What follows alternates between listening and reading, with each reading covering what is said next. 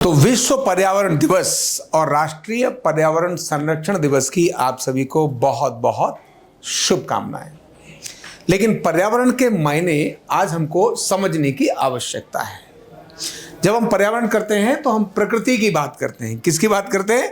प्रकृति की बात करते हैं। लेकिन महत्व की बात यह है कि प्रकृति में जितनी भी चीजें हैं, पौधे हैं यानी वृक्ष हैं, जल है, वायु है, जो सारे पंचतत्व नजर आते हैं, इन सब की बात करते हैं। हम सूर्य की बात करते हैं, हम गर्मी की बात करते हैं, वायुमंडल की बात करते हैं। तो प्रकृति के बाहर चीजों की बात तो हम करते हैं, लेकिन शरीर के अंदर के पर्यावरण की बात हम नहीं करते। नदी साफ रहनी चाहिए, समझ में आती है। क्यों रहनी चाहिए, ये क्वेश्चन बहुत जरूरी है ना। ग्लोबल वार्मिंग हो रही है क्योंकि पर्यावरण पर बहुत ज्यादा प्रदूषण बढ़ रहा है। बाहर की चीजों को ध्यान में हम सब करते हैं, लेकिन शरीर के अंदर की प्रकृति, ये जो प्रकृति इसकी है, इसका पर्यावरण ठीक कैसे रहे, इसकी प्रकृति ठीक कैसे रहे, इस पर हम चर्चा नहीं करते। बिल्कुल ठीक उसी प्रकार से करते हैं जैसे तंबाकू के बड़े बड़े होर्डिंग्स लगे होंगे, है ना, गुटखा के और फलाने के होर्डिंग्स लगे होंगे, और नीचे लिखा होगा उस पर गुटखा खाना स्वास्थ्य के लिए हानिकारक है, छोटा सा, है ना। जैसे सिगरेट है ना, सिगरेट बड़ी लंबी, बड़े बड़े होर्डिंग्स, सिगरेट के बड़े बड़े विज्ञापन आएंगे, लेकिन नीचे लिखा हुआ होगा कि cigarette smoking is injurious to health. एक नीचे लिखा, अब उन्होंने कह दिया नहीं, इसको आप इतना % बड़ा जरा फोटो लगा के दे दो। काम क्या कर रहे हैं? प्रचार किसका हो रहा है? तो अल्टीमेटली जिस प्रचार की आवश्यकता है वो हमें समझने की आवश्यकता है कि पर्यावरण दिवस पर हम अपने शरीर के पर्यावरण के बारे में भी स्टेप उठाएं। जब तक फिजिकल और मेंटल हेल्थ पर काम नहीं करेंगे, तब तक जो पर्यावरण की पूरी कल्पना है वो अधूरी हो जाएगी। अब जैसे मैं शरीर के बारे में बात करता हूं, प्रकृति की बात करें तो शरीर की अपनी भी प्रकृति है, और प्रकृति के अंदर 3 दोष हैं। वो क्या है? बात, पित्त और कफ। ये बात, पित्त और कफ असमान होते हैं, तब सारी बीमारियां आयुर्वेद के हिसाब से तो इन्हीं से आती हैं। लेकिन शरीर की प्रकृति के बारे में तो बात नहीं हम करते। शरीर किस प्रकृति का है? बाहर, शरीर की अंदर की प्रकृति जब गड़बड़ होती है तभी आदमी बाहर की प्रकृतियों को खराब करने की कोशिश करता है। शरीर की अपने अंदर की जब प्रकृति गड़बड़ होती है तब बाहर की प्रकृति को खराब करता है। एसी क्यों ज्यादा चलाएगा? क्योंकि अंदर की प्रकृति ठीक नहीं है। जब एसी चलेगा तो भाई एनर्जी का कंजप्शन अधिक होगा। एनर्जी के लिए जो रिसोर्सेज हैं उनका यूज अधिक करेगा। अगर अधिक यूज करेगा तो ऑटोमेटिकली प्रकृति का दोहन न होकर शोषण होगा। तब व्यक्ति की अपनी प्रकृति पर काम करने की आवश्यकता है, व्यक्ति की स्वास्थ्य पर, व्यक्ति की तीनों प्रकृति पर काम करने की आवश्यकता ज्यादा है। पर्यावरण बाहर की चीज है, जिसको पर्यावरण को जो रन करता है, जो पर्यावरण को लुक आफ्टर करता है और जो पर्यावरण को खराब करता है, उसकी प्रकृति को ठीक करना पहले बहुत ज्यादा जरूरी है। अब जैसे मैं अंदर की बात करता हूं, अंदर की कौन कौन सी प्रकृति है, उसमें मैंने 3 बात का बोला।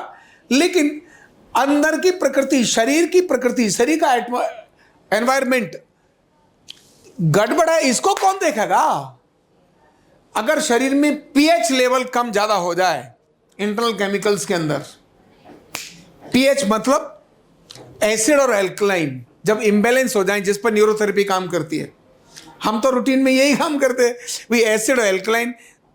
अगर इन दोनों में इंबैलेंस हो जाता है तो भयंकर रोग आते हैं। एल्कलाइन अगर हो गया तो कैंसर एल्कलाइन डिजीज है। कैंसर क्या है? एल्कलाइन डिजीज है। माने उसके अंदर देखेंगे, जब सर्च करेंगे तो एल्कलाइन चीजें बढ़ी हुई नजर आएंगी। एल्कलाइन बढ़ा हुआ है इसीलिए कैंसर आ रहा है। तो कैंसर के इलाज को करना है तो शरीर के पर्यावरण पर काम करना पड़ेगा। शरीर में अलग अलग जगह पर अलग अलग पीएच होता है। सलाइवा का पीएच अलग है, ब्लड का पीएच अलग है, यूरिन का पीएच अलग है, मोशन का पीएच अलग है ना। बॉडी में कहीं भी कुछ चीज को ले लें, उसका अपना पीएच अलग है, यानी एसिड एल्कलाइन अलग अलग है। ऐसे ही स्वेट, पसीना आता है, इसका पीएच अलग है, स्किन का पीएच अलग है। पैनक्रियाज जो ऑर्गन है उसमें भी अलग अलग पीएच है ऑर्गन में। लीवर के पीएच अलग अलग है। जो आधा इधर का पीएच जो लीवर है, जो लेफ्ट बॉडी की तरफ जाता है, वो एसिडिक है। राइट साइड की बॉडी का जो लीवर है अधिकतम, जो बड़ा पार्ट है, वो एल्कलाइन है।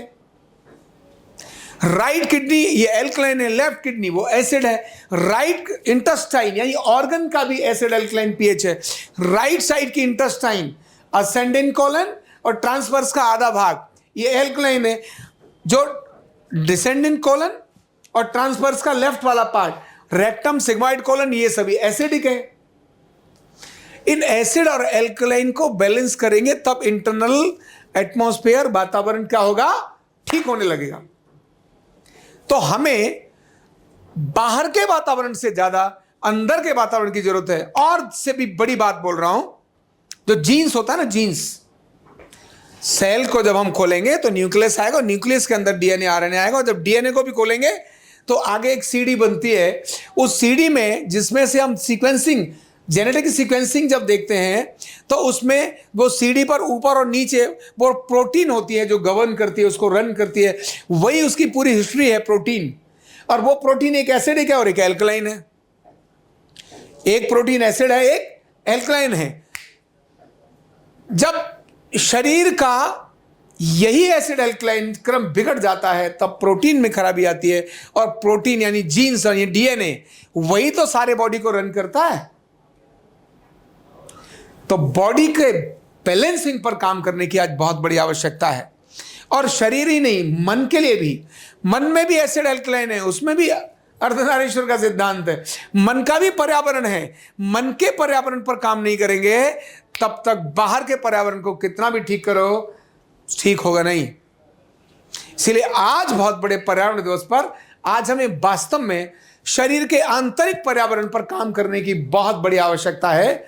वेलनेस न्यूरोथेरेपी इसी पर्यावरण पर काम करती है। एक सामान्य सा स्वस्थ दिखने वाला व्यक्ति, अगर हम उसको चेक करते हैं, लेफ्ट और राइट यहां चेक करते हैं एसिड एल्कलाइन, तब हमको समझ में आता है कि उसका पर्यावरण कितना बिगड़ा पड़ा है। तो शरीर के गैसेस, शरीर के केमिकल्स, शरीर के एक्सक्रीशंस, ये सब मिलकर के पर्यावरण को बनाते हैं। और इस पर्यावरण पर काम करता है, बाहर और अंदर का जो मैच करने का काम करता है, उसी को तो होम्योस्टेसिस बोलते हैं। तो होम्योस्टेसिस जब ठीक है तो बाहर और अंदर की चीजें ठीक हो जाएंगी। हमें अब आज के समय पर, विश्व पर्यावरण दिवस पर, हम प्रकृति की बात जब कर रहे थे, शरीर में भी एक प्रकृति की बात हमें करने की आज बहुत बड़ी आवश्यकता है। इसके प्रति जागरण की बहुत बड़ी आवश्यकता है। इसके डायग्नोसिस की बहुत बड़ी आवश्यकता है। इसकी अवेयरनेस की बहुत बड़ी आवश्यकता है। और इसी प्रकार इसके ट्रीटमेंट की भी बहुत बड़ी आवश्यकता है। वेलनेस न्यूरोथेरेपी, योग, प्राणायाम, ये सभी इसके नेचुरल हीलिंग सिस्टम हैं प्रकृति को बैलेंस करने के लिए। इसीलिए वेलनेस न्यूरोथेरेपी को आज के दिन, यानी वेलनेस न्यूरोथेरेपी विश्व पर्यावरण दिवस के लिए एक बहुत बड़ा असेट बनकर तैयार हो रही है। पर्यावरण अगर सुरक्षा करनी है तो शरीर के आंतरिक पर्यावरण की रक्षा करनी है। वो कैसे संरक्षण करना है, इसमें न्यूरोथेरेपी एक बहुत बड़ा इंस्ट्रूमेंट है, एक बहुत बड़ी टेक्निक है जो शरीर के आंतरिक पर्यावरण को भी ठीक करती है। और आंतरिक पर्यावरण ठीक होगा तो बाहर का पर्यावरण अपने आप ठीक हो जाएगा। इसलिए जागरूकता आवश्यकता है, तो न्यूरोथेरेपी के बारे में जागरूकता की आवश्यकता है। जागरूकता की आवश्यकता है तो पर्यावरण के, शारीरिक पर्यावरण को, यानी प्रकृति, यानी बाहरी नहीं, आंतरिक पर्यावरण मतलब व्यक्ति की फिजिकल और मेंटल हेल्थ, उसके अंदर होने वाले चेंजेस, जो उसका जो पर्यावरण है, आंतरिक पर्यावरण, उसकी आवश्यकता है। दवाइयां, औषधियां शरीर के पर्यावरण को खराब करती हैं। केमिकल्स शरीर के पर्यावरण को खराब करते हैं। तो आखिर इन पर काम करने की जरूरत है। जब दवाइयों पर, केमिकल्स पर जब हम काम करना शुरू करेंगे तो ऑटोमेटिकली बहुत सारा पर्यावरण अपने आप बच जाएगा। इसीलिए वास्तविकताओं को जानने की आवश्यकता है, रियलिटीज को समझने की आवश्यकता है। केवल धूल में लट मारने से सब कुछ ठीक नहीं हो जाएगा। Thank you so much.